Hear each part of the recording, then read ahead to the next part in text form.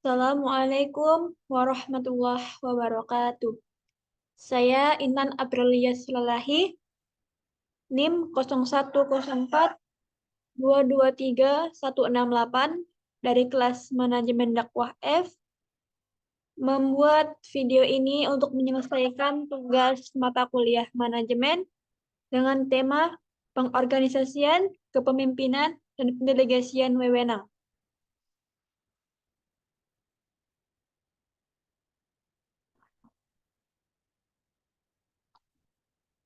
Dalam sebuah perusahaan, terutama perusahaan yang besar, atau perkumpulan banyak orang-orang yang terstruktur yang disebut sebagai sebuah organisasi, maka akan ada dikenal istilah proses pengorganisasian, pola kepemimpinan, dan pendelegasian wewenang dari pemimpin ke bawahannya.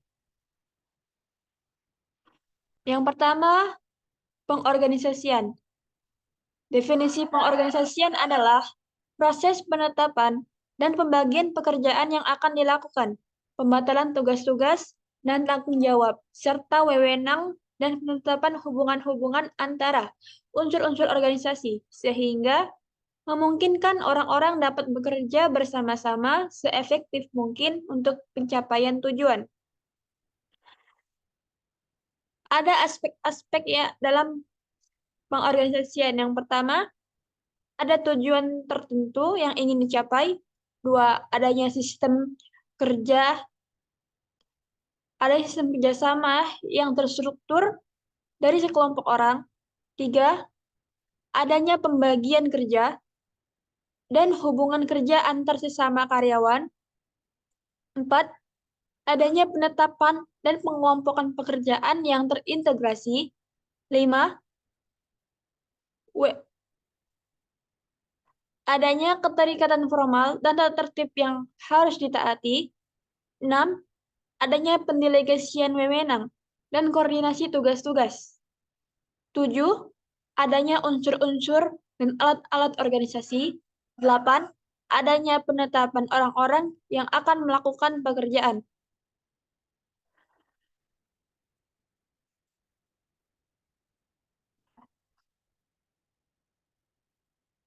Organisasi penting dalam manajemen karena pertama, A. Organisasi adalah syarat utama adanya manajemen. B. Organisasi merupakan wadah dan alat pelaksanaan proses manajemen dalam mencapai tujuan. C. Organisasi adalah tempat kerjasama formal dari sekelompok orang dalam melakukan tugas-tugasnya. D. Organisasi mempunyai tujuan yang hendak dicapai.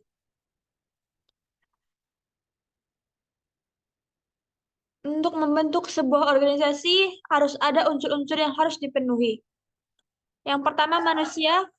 Kedua, tempat kedudukan. Tiga, tujuan. Empat, pekerjaan. Lima, struktur. Enam, teknologi. Tujuh, lingkungan. Maka ketika tujuh unsur ini tidak ada, maka tidak ada namanya organisasi. Maka dari itu, ketujuh hal inilah yang amat dibutuhkan sebelum kita membangun sebuah organisasi. Hal-hal yang bisa kita jadikan acuan untuk melihat baik dan efektifnya suatu organisasi. Yang pertama, tujuan organisasi itu jelas dan realitas. Dua, pembagian pekerja dan hubungan pekerjaan antar anggota harus baik dan jelas. Tiga, organisasi harus menjadi wadah yang efektif dalam mencapai tujuan. Empat, tipe organisasi dan strukturnya harus sesuai dengan kebutuhan perusahaan.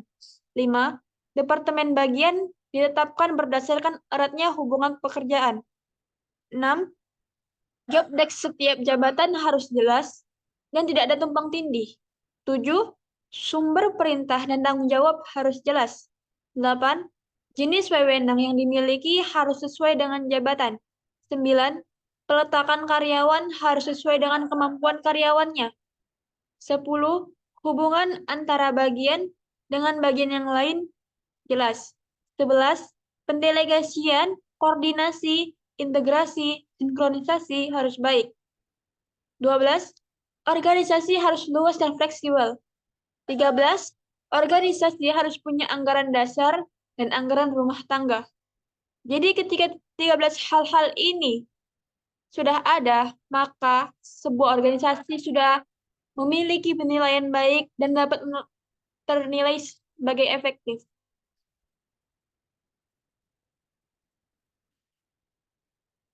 Organisasi dalam pembagiannya ada dua yang paling dikenal. Yang pertama, organisasi formal. Organisasi formal adalah organisasi yang dengan sengaja direncanakan dan strukturnya secara tegas disusun. Organisasi formal harus memiliki tujuan dan sasaran, di mana tujuan organisasi ini akan menentukan struktur organisasinya. Struktur organisasi adalah suatu kerangka yang menunjukkan seluruh kegiatan-kegiatan untuk pencapaian tujuan organisasi, hubungan antara fungsi-fungsi serta wewenang dan tanggung jawabnya. Dalam organisasi formal, semua hubungan kewenangan maupun responsibility terlibat dalam bagian struktur organisasi, di mana pada bagian tersebut akan diperlihatkan seberapa besar wewenang maupun tanggung jawab yang harus dipikul untuk masing-masing pekerjaan yang merupakan bagian dari pekerjaan yang lebih besar dengan tujuan organisasi yang telah ditetapkan. Dalam penyusunan bagian struktur organisasi, ada beberapa hal yang harus diperhatikan, yaitu tentang wewenang, kedua tentang tanggung jawab, ketiga tentang koordinasi, keempat tentang pendelegasian wewenang. Kedua, organisasi informal. Organisasi informal adalah organisasi yang tercipta karena hubungan antara pribadi yang secara tidak sadar terjadi keberadaannya tanpa didasarkan pada hubungan wewenang formal pada struktur organisasi maupun kesepakatan tujuan bersama. Struktur organisasi informal dibuat karena pertama, orang-orang menemukan cara baru dalam melakukan sesuatu yang mereka anggap lebih mudah dan menghemat waktu mereka. Kedua, bentuk interaksi berdasarkan pertemanan kelompok dan hubungan lainnya. Ketiga, orang-orang melupakan struktur formal yang telah ada. 4. Lebih mudah bekerja dalam struktur informal. Organisasi informal sering terjadi karena adanya komunikasi antar sesama anggota yang dengan cepat menyebarkan informasi melalui desis dari mulut ke mulut. Organisasi informal pada struktur organisasi tidak akan terlihat dan keberadaannya tidak direncanakan, tetapi terjadi secara otomatis karena hubungan antar perseorangan pada sesama anggota organisasi formal. Sebagai hal yang untuk memudahkan mengingat apa organisasi formal dan apa organisasi informal, aku membuat persingkatannya seperti bawah. Organisasi formal adalah organisasi yang sengaja direncanakan dan strukturnya secara tegas disusun. Saya ulang, organisasi formal adalah organisasi yang sengaja direncanakan dan strukturnya secara tegas disusun. Contohnya staf, hubungan staf, dan manajer di sebuah perusahaan. Kedua, organisasi informal adalah organisasi yang tercipta karena hubungan pribadi antara perseorangan. Saya ulang, organisasi informal adalah organisasi yang tercipta karena hubungan pribadi antar perseorangan. Contohnya, hubungan kita dengan tetangga rumah kita. Itu termasuk dalam contoh organisasi informal.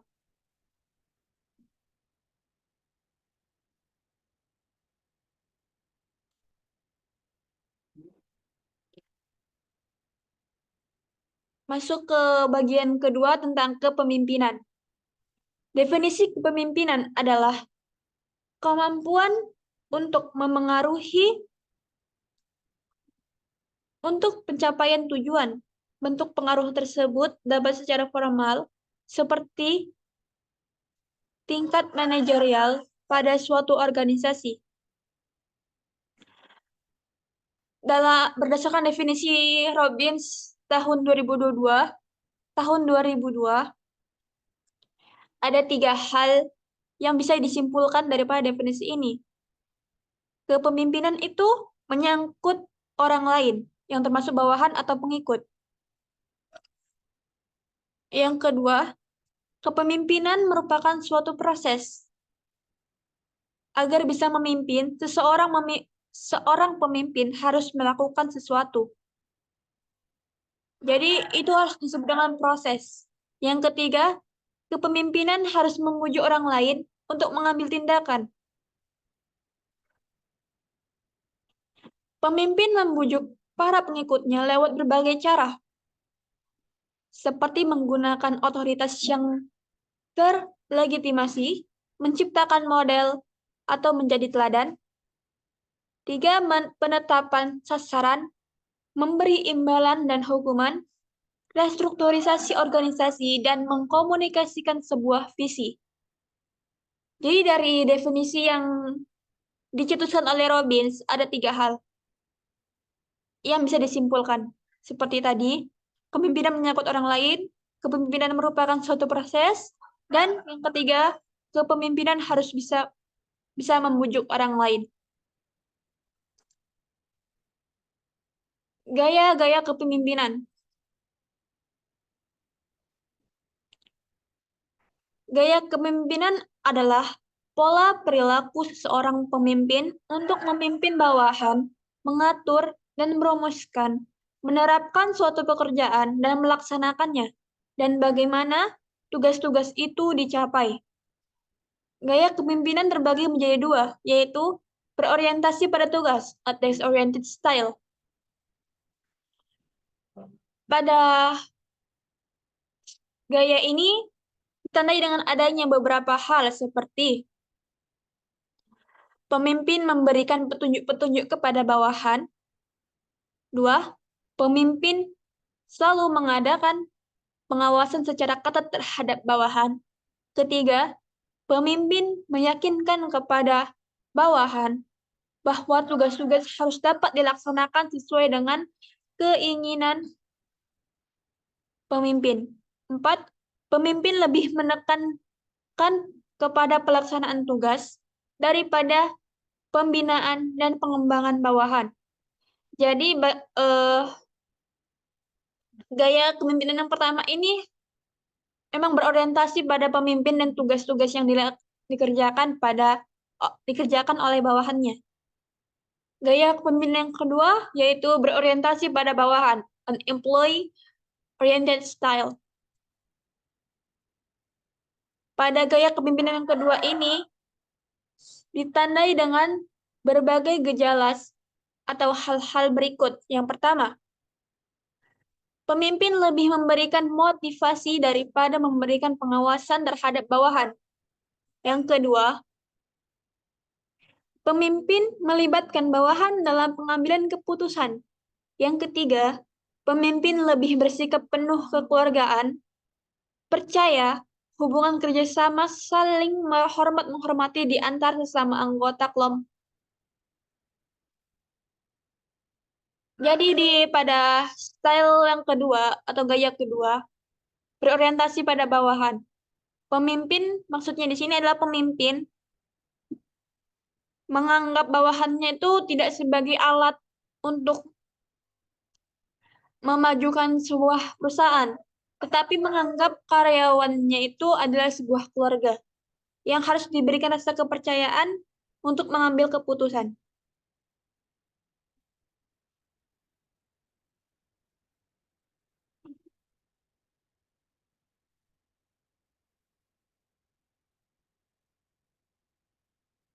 Next, kita lanjut ke tingkatan dalam kepemimpinan. Dalam organisasi, pemimpin dibagi dalam 3 tingkatan yang tergabung dalam kelompok anggota-anggota manajemen. Ketiga tingkatan tersebut adalah: pertama, manajemen puncak atau top manager. Top manager dikenal dengan manajer senior. Manajer di posisi seperti CEO, Managing Director, President, and Chief Executive Officer atau CPO. Manajer itu termasuk dalam manajer puncak. Manajer puncak membuat keputusan daripada mengarahkan operasi perusahaan sehari-hari. menetapkan tujuan dan strategi perusahaan, termasuk kebijakan perusahaan dan rencana bisnis. Jadi tugas manajer puncak itu adalah tentang membuat keputusan dan menetapkan tujuan dari sebuah perusahaan yang dibangunnya atau yang dipimpinnya. Yang kedua adalah manajer menengah, middle manager. Manajer tingkat menengah berada di bawah manajer tingkat atas, seperti manajer departemen HOD, manajer cabang, manajer regional, atau manajer umum GM.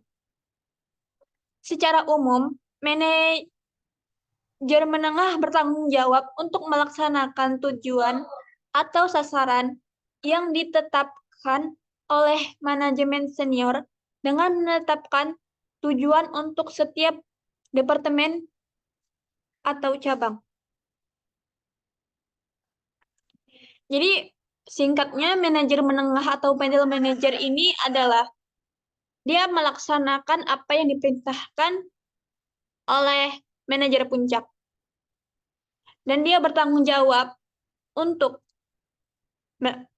melakukan pekerjaan-pekerjaan yang telah disusun oleh manajer puncak tadi. Manajer puncak tadinya adalah membuat sebuah keputusan dan menentukan tujuan. Dan manajer menengah, dia bertanggung jawab atas apa yang disuruh oleh manajer puncak. Yang ketiga, manajer bawahan, lower manager atau supervisor. Tingkatan manajemen ini juga dikenal sebagai manajer lini pertama. Dengan kata lain, manajer dengan posisi seperti ini, manajer dengan posisi seperti supervisor shift, manajer operasi, kepala departemen, dan manajer kantor. Keempat hal ini adalah bagian-bagian dari manajer bawahan atau lower manager atau supervisor. Manajer bawahan bertanggung jawab atas karyawan secara langsung, yang secara langsung memproduksi produk atau jasa yang ditawarkan oleh perusahaan. Singkatnya begini, manajer puncak adalah pemimpin yang membuat sebuah rencana strategi tujuan agar perusahaan semakin berkembang. Sedangkan manajer menengah, tugasnya adalah melaksanakan apa yang diperintahkan oleh manajer puncak dan disampaikan kepada manajer bawahan. Di mana manajer menengah ini dia bertanggung jawab atas apa yang dilakukan oleh manajer bawahnya. Yang ketiga, manajer bawahan.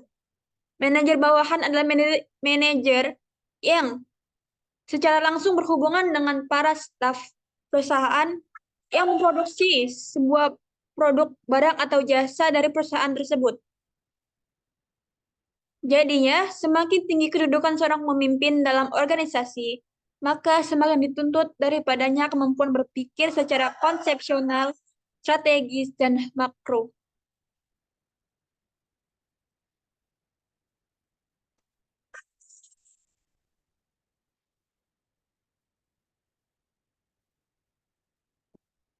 Next, tentang teori-teori tentang kepemimpinan. Ada 3 teori yang menjelaskan tentang kepemimpinan. Yang pertama, teori genetik. Berdasarkan teori ini, pemimpinan seseorang ada karena ia telah dilahirkan dengan bakat pemimpin, sehingga dimanapun dia berada, maka ia akan menjadi pemimpin karena ia telah ditakdirkan. Ini berkaitan dengan takdir yang telah dituliskan kepada dia. Yang kedua, teori sosial. Teori ini mengatakan hal yang sebaliknya dari teori genetik. Teori ini mengatakan bahwa setiap orang memiliki kesempatan menjadi pemimpin apabila diberikan pendidikan dan kesempatan menjadi pemimpin tersebut.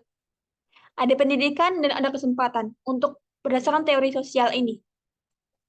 Yang ketiga, teori ekologis.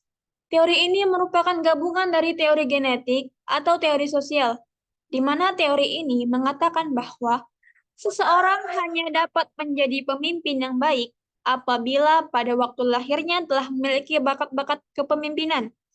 Bakat tersebut kemudian dikembangkan melalui pendidikan yang teratur dan pengalaman-pengalaman yang memungkinkannya untuk mengembangkan lebih lanjut bakat-bakat yang telah dimilikinya itu.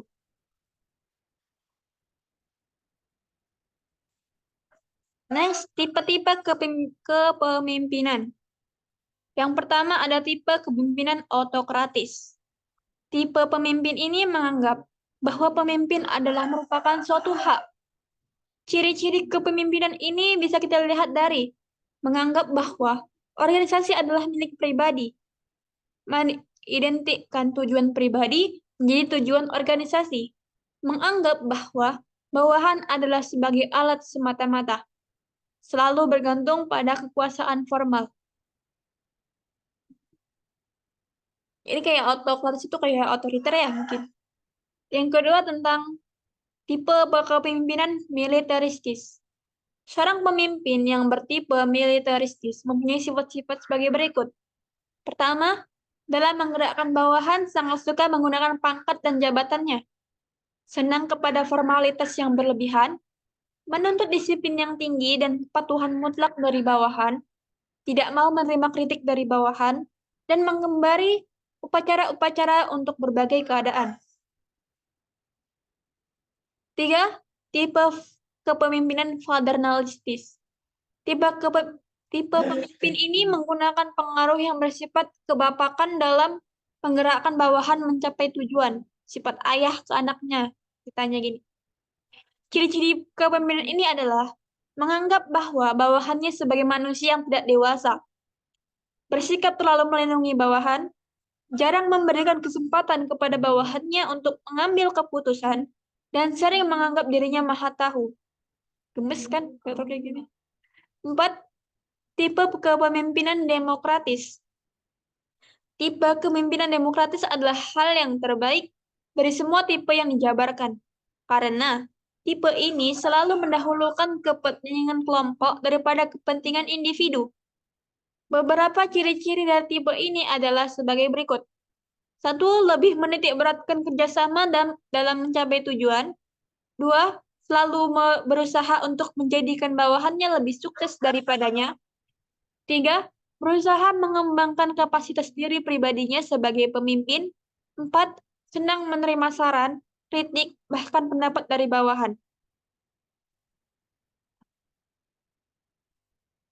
Untuk menjadi pemimpin yang baik, seseorang harus memenuhi syarat-syarat berikut. Yang pertama, pendidikan umum yang luas. Yang kedua, pemimpin yang baik adalah pemimpin yang generalis yang baik juga. 3. Kemampuan berkembang secara mental. 4. Ingin tahu yang besar. 5. Kemampuan analitisnya yang bagus. 6. Memiliki daya ingat yang kuat. 7. Mempunyai kapasitas integratif. 8. Keterampilan berkomunikasinya baik, baik secara personal maupun untuk kelompok. 9. Keterampilan mendidik. Ini penting karena dia harus mendidik atau menjadi teladan pada bawahannya. 10. Personalitas dan objektivitas. 11. Pragmatisme. 12. Mempunyai naluri untuk prioritas. 13. Orangnya sederhana. 14. Orang yang berani. 5. Orangnya tegas. Dan sebagainya. Materi ketiga tentang pendelegasian wewenang. Definisi pendelegasian wewenang adalah proses pengalihan atau pemberian wewenang seperti tanggung jawab, hak, dan pertanggungjawaban dari atasan ke bawahannya. Dalam pendelegasian wewenang ada prinsip manfaat daripada pendelegasian. Prinsip pendelegasian ada 3. 1. Prinsip skalar, yaitu prinsip pendelegasian dengan jalur wewenang dan tanggung jawab ditetapkan secara tegas dan jelas dari tingkatan manajemen atas sampai ke tingkat manajemen yang paling bawah yang berjenjang setingkat demi setingkat. Kedua, prinsip delegasi penuh, yakni prinsip di mana sebagian besar tugas organisasi harus didelegasikan di antara para anggotanya. Ketiga, prinsip kesatuan perintah. Ialah prinsip di mana setiap bawahan di dalam suatu organisasi semestinya hanya melakukan pelaporan ke satu atasan. Manfaat pendelegasian ada dua, yaitu bebas berfungsi dengan efektivitas maksimal untuk organisasi, menambah rasa percaya diri dan kemampuan mengambil inisiatif. Ini manfaat untuk atasan dan bawahan. Jadi kenapa sih delegasi itu diperlukan? Ada dua alasan yang kujabarkan. Yang pertama, kemampuan pemimpin terbatas. Nggak selamanya pemimpin itu harus mengaudit keluar masuknya pengeluaran dan pemasukan, karena pemimpin itu harus melakukan lebih daripada itu, seperti dia menjalin hubungan kepada perusahaan lain, mencari para penanam saham, itu lebih dikerjakan pemimpin daripada bawahan. Jadi pemimpin nggak mungkin dia mengerjakan pekerjaan daripada staff. Sehingga agar perusahaan itu berkembang lebih bagus adalah pemimpin membagikan pekerjaan-pekerjaan yang tidak bisa dilakukannya kepada bawahannya. Yang kedua, tugasnya terlalu banyak. Jika tugas pemimpin sudah terlalu banyak, maka pemimpin akan hilang kesempatan untuk melakukan pekerjaan penting lainnya. Perkembangan perusahaannya terhambat. Kekecewaan pelanggan karena lamanya penyelesaian pekerjaan. Biaya relatif tinggi dan hasil pekerjaan relatif sedikit. Itu jika pemimpin yang mengerjakan semuanya, maka dia kehilangan 5 hal ini.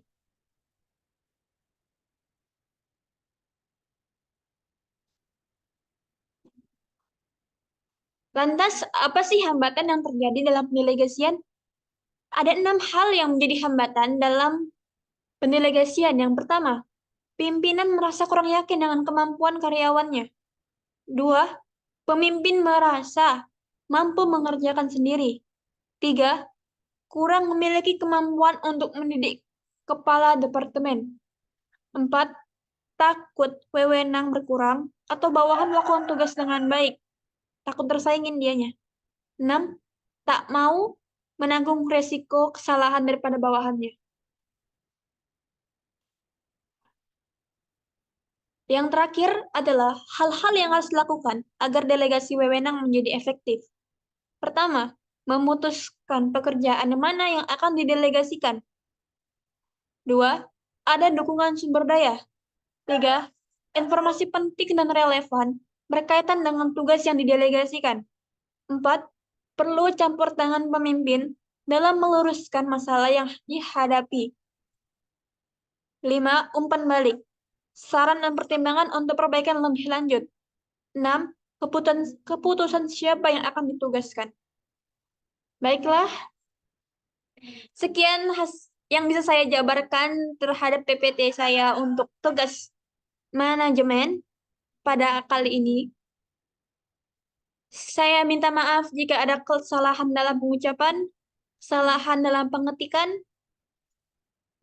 dan saya berharap hal yang saya jelaskan ini dapat bermanfaat bagi kalian yang menonton video ini. Sekian saya akhiri dengan billahi taufik wal hidayah. Assalamualaikum warahmatullahi wabarakatuh.